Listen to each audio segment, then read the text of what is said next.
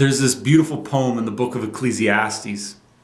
It says, "For everything there is a season and a time for every matter under the sun. A time to be born and a time to die.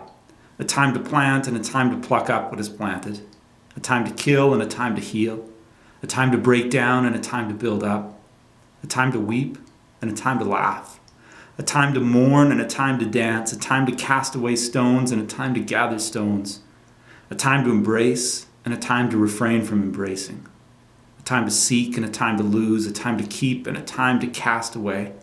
A time to tear and a time to sow. A time to keep silence and a time to speak. A time to love and a time to hate. A time for war and a time for peace." Part of the beauty of this poem is its recognition, its diagnosis that life isn't this unbroken chain of victories and joys and celebrations.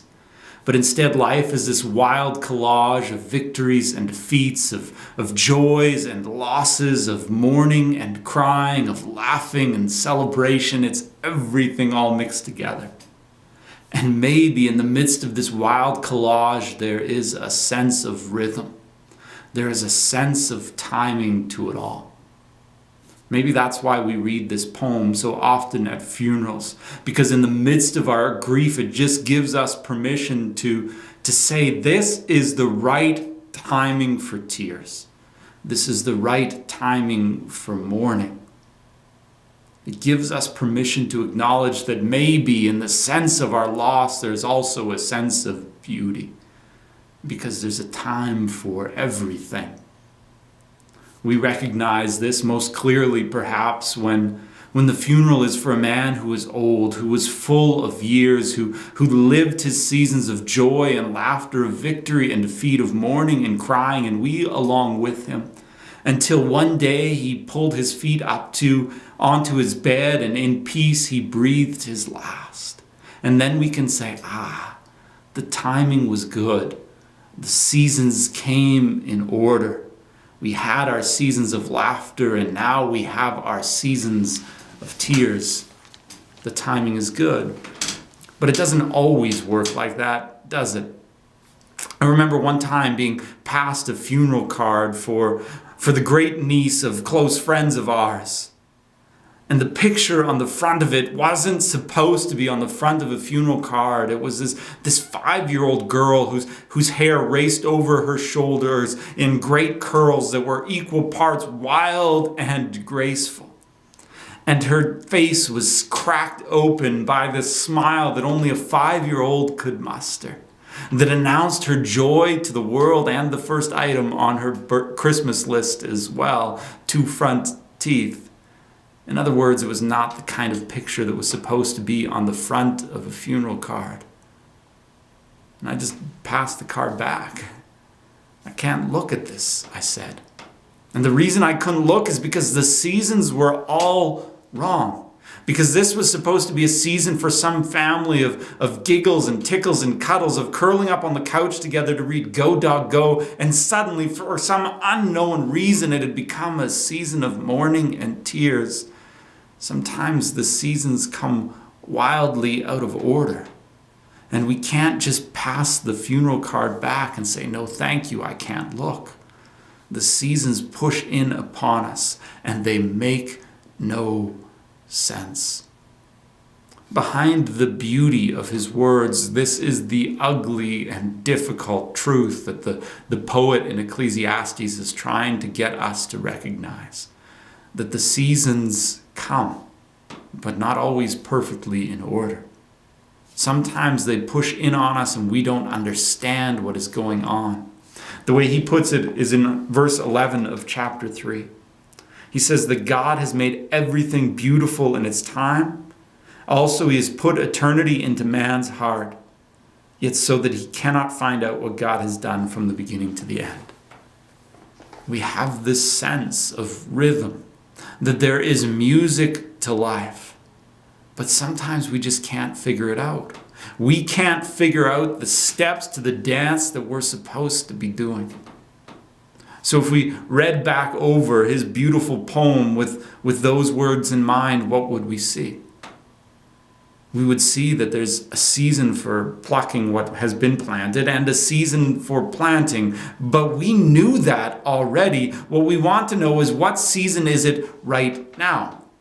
Is it the season for me to look out at this crop or this garden that has been touched by frost, or too much rain too early, or too little rain too late, and pluck it all up and start over again? Or do I just have to remain faithful to this season of planting and trust that these weak little plants will somehow produce a crop?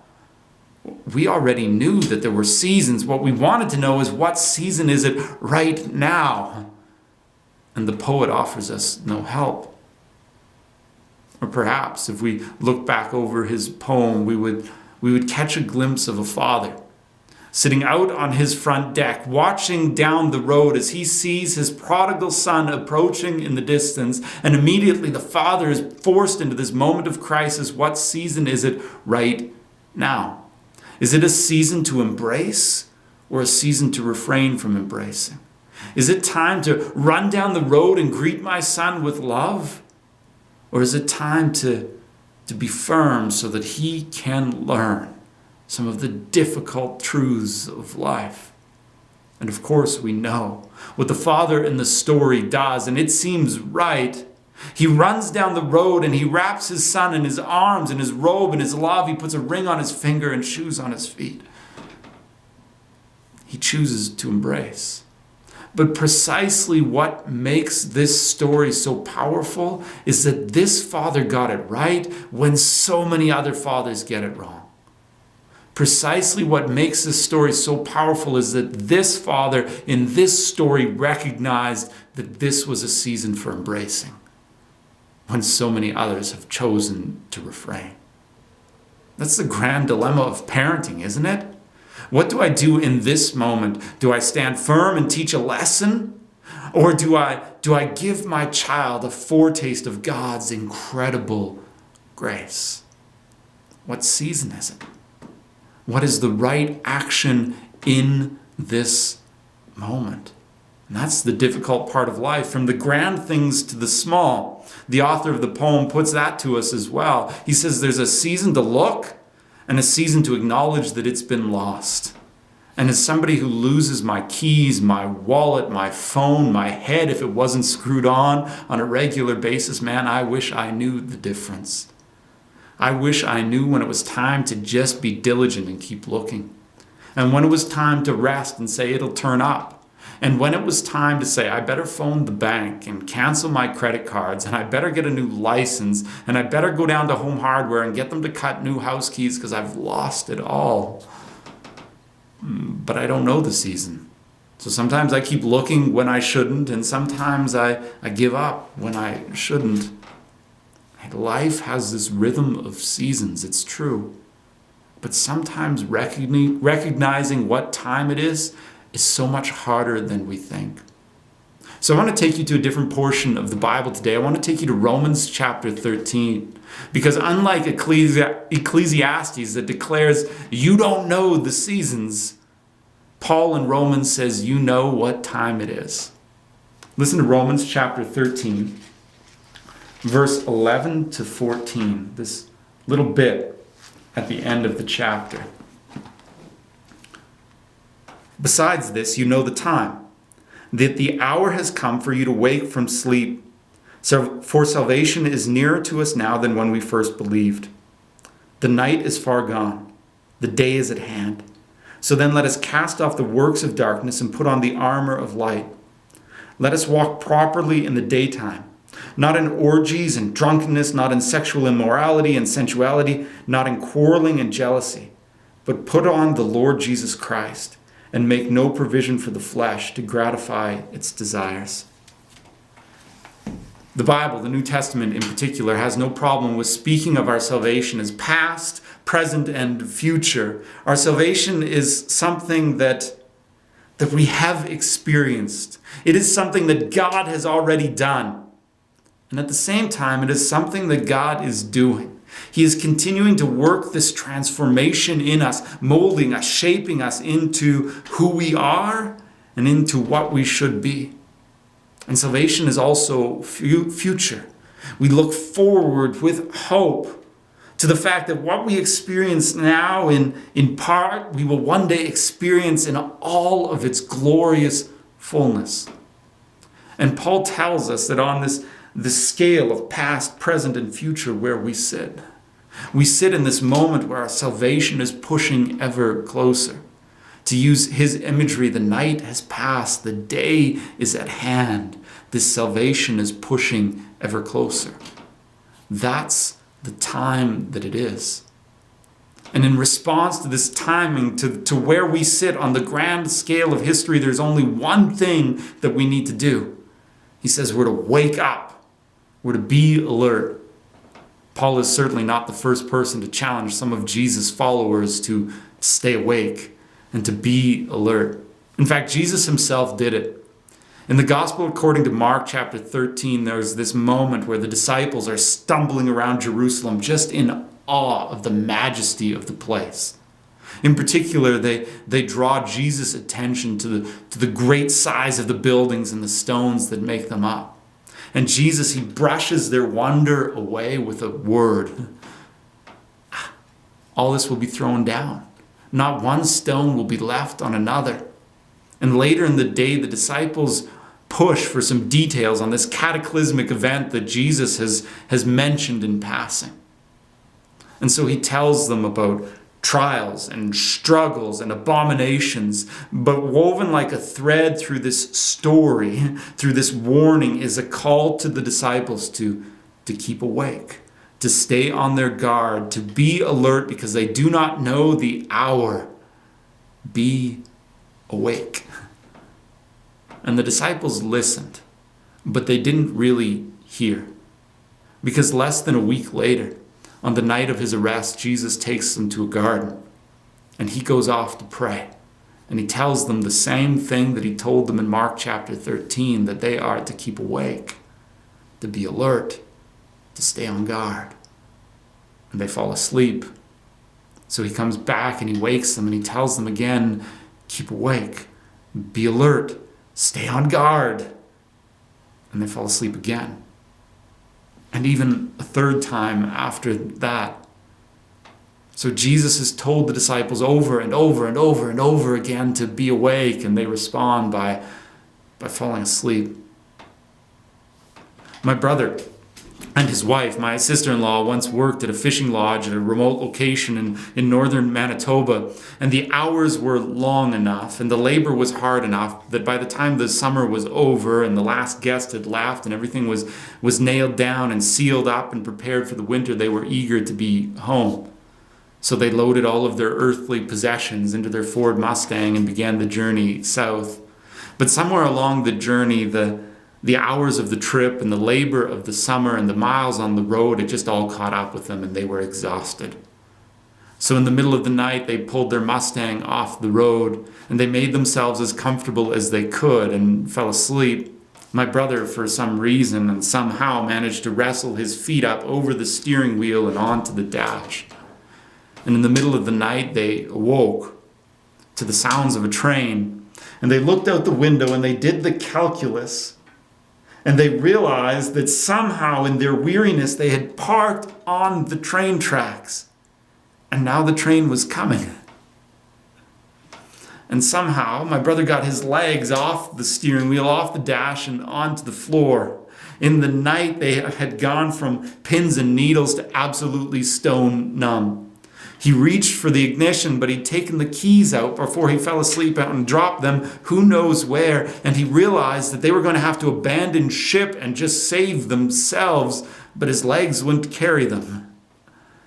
And then the train, it went around a curve and passed safely hundreds of feet in front of them. But that's what happens when we fall asleep. We allow ourselves to drift into places of danger. And so Paul tells us, Jesus tells us that this moment in which we live, it calls for alertness. We must stay awake. We must be prepared. But just telling Christians, be prepared, stay awake, it's not enough. It's like telling a 7-year-old that he's got to pack for overnight camp. Without guidance, he's likely to come with a handful of his favorite granola bars, a stuffed animal, and a pair of rubber boots, but no underwear. Just telling Christians to be prepared, it won't work. And if you doubt that, if you laugh at the 7-year-old and think that's ridiculous, think of us. Think that a year ago, when this pandemic began, we thought we were preparing for the end of the world, and we prepared for the end of the world by stockpiling toilet paper and flour. Just telling us to be prepared is not enough. Just look at the way Christians have prepared when they've worked out the timing and figured that Jesus must be coming back in 1988 or 1989 or 2000. They've prepared by selling their stuff and quitting their jobs, sometimes quitting their families. They've prepared by stockpiling canned goods and sometimes an armament to protect those canned goods. But that's the equivalent of grabbing a handful of granola bars and rubber boots before you head off to summer camp. That's not preparation. That's not being awake. That's not what Scripture calls us to. What Paul calls us to, what Scripture calls us to, is something far different. He says that we are to be done with the deeds of the night, that we are to cast off our sin.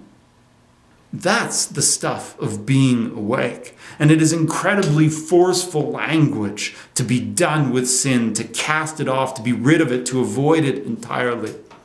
It's language that we don't often follow through on. My uncle had a goat, this billy goat, whose unique gift was to pee into his own mouth, and that's exactly how he smelled. And my dad, he detested the smell of this goat. He would say, "Don't touch it. Don't touch it when you're around me. Don't touch it when you're going to be around me. Don't touch it when you've got any of my stuff with you." So we would, once in a while, put on his work gloves and lovingly pet the goat, and my dad would react in the same way. He'd put the gloves on, and he'd say, "You touched the goat, didn't you?" And then he'd bring the gloves to his nose and breathe deeply and say, "You touched the goat." And then he'd do it again. That's the way many of us cast off sin. Oh, it's gross, it's awful, it's disgusting, I want nothing to do with it. And then we bring it to our nose and we breathe deeply. That won't do.